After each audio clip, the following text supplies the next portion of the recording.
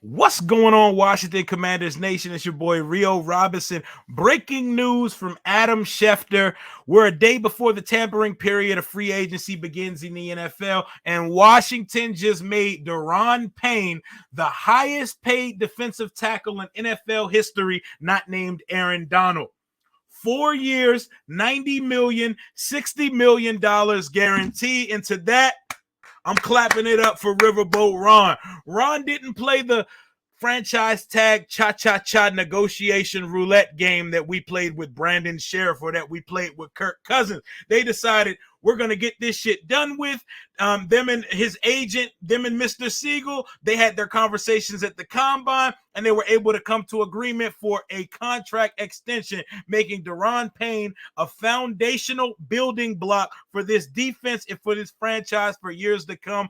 4 years, $90 million, over $22 million a year for Daron Payne. That boy got paid. Look at the picture that I got on the screen. You see that smile? That smile right there tells you everything you need to know. He knew he was going to get the bag this offseason. Well, they confirmed it. They didn't play any games. They didn't shop him. They got the deal done. And for that, I will congratulate Ron Rivera and company, Martin Mayhew, Rob Rogers, the cap guy, all you guys for hashing out and hammering out a deal. Now that they got Payne's deal done, that means we can get the money together and we can actually make some moves this offseason. We don't have this franchise tag, non-negotiable cloud hanging over the franchise now. We got it done. Congratulations to Payne. We have two D tackles on the roster, interior guys making top 5 money at their position in the league. Allen and Payne, the Alabama boys that won championships together as members of the Crimson Tide. Hopefully we can see them win a championship in burgundy and gold one day. Fingers crossed. I need to see it happen, but I'm glad we got one of the pillars of this organization locked up long term.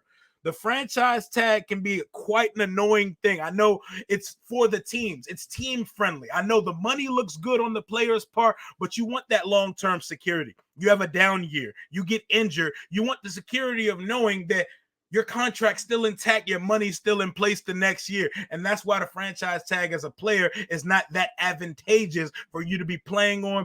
I'm glad we were one of the 6 teams who franchised the guy this year who actually got a deal done. Congratulations to Daron Payne and his family. I know Payne is a big car guy. I'm excited to see what he's pulling up to OTAs and training camp in this year. It's going to be something fire for real.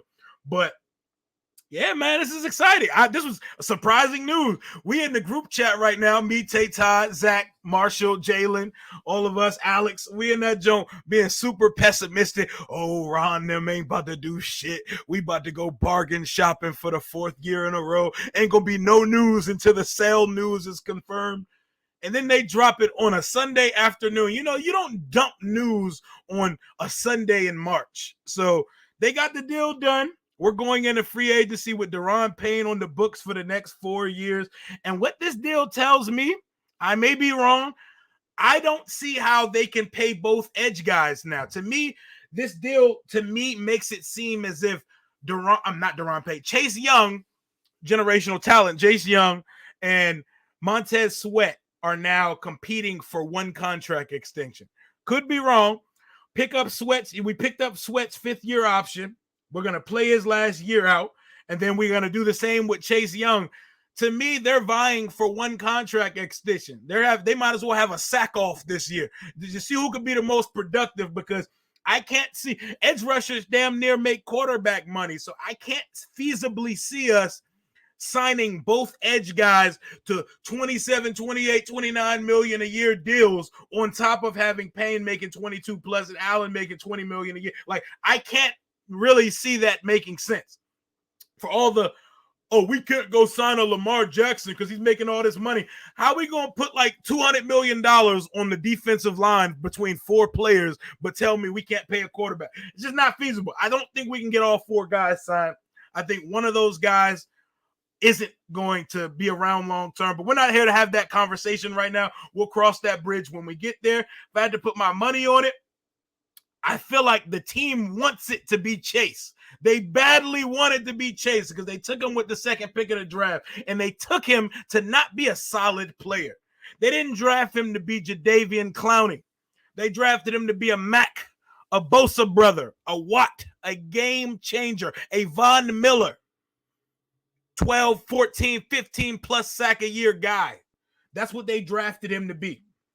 Montez Sweat, we got him at the end of the first round because there was the issues with the heart condition or whatever it will be. That, and they said there was some effort concerns in college. But we expected Montez Sweat to be a contributor, but he doesn't have the same expectations that a guy with the endless talent of Chase Young has. So I think that's the one they want to pick between the two. But we definitely didn't pick between the two when it came to D tackles. We got Allen paid, we got Payne paid, and there is no excuses for this defense in 2023. No excuses. Coming to the season healthy. I don't want to see nobody on no damn pup list. I don't want to see nobody dealing with anything. I want to see these four boys week one getting after it. There is no excuse.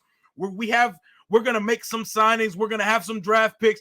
All we have to do, once you plug in a better corner and a better linebacker, this defense literally checks the boxes at every level. There is no reason for this not to be a top 7 defense in this league. I'm sick of looking on paper and looking at the defensive personnel we have and seeing us start off slow, seeing us get off the gates, get off the blocks last every year. There's no excuse. It's time for this defense to take over and be one of the more dominant defenses in this league.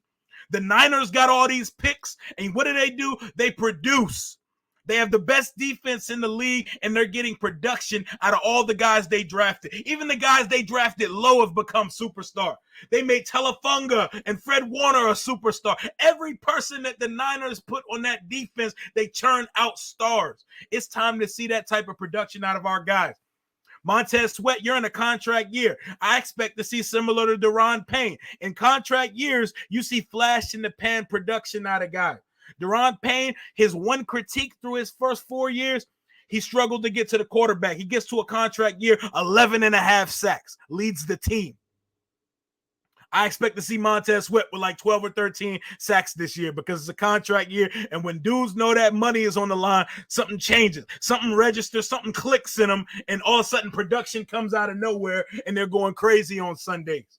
Daron Payne, you got your money to keep producing because Allen got his money and then turned out his best season. So can we build on last year? I don't even need to see 10 sacks from Payne again to know that.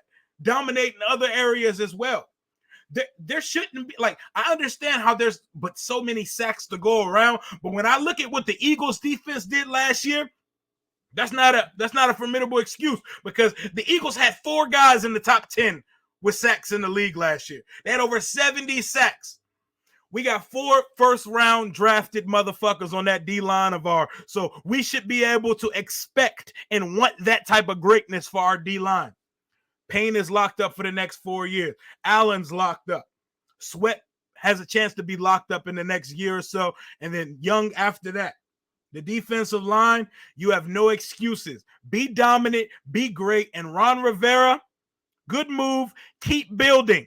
Act like your ass is hot. Act like your seat is on fire and attack success this offseason. Don't sit on your hands and be conservative and watch the league go by us. Look at what the Dolphins just did. They just traded for Jalen Ramsey after trading for Bradley Chubb, Tyreek Hill. Literally, if Tua played in their playoff game, they advanced last year because they had the Bills on the ropes with Skylar Thompson, a quarterback no one's ever heard of, playing for them. Unknown rookie. I see teams attacking success. Carolina trades to the first pick of the draft with Chicago. They're going to get their quarterback. Attack success, Ronald Eugene Rivera. Keep cooking.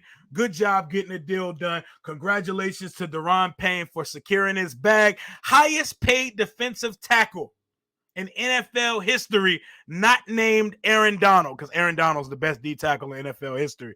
But Payne, you can etch your name in the history books now. Congratulations for getting your money. That's all I got for right now. News aplenty to come as the tampering period gets underway tomorrow for NFL free agency.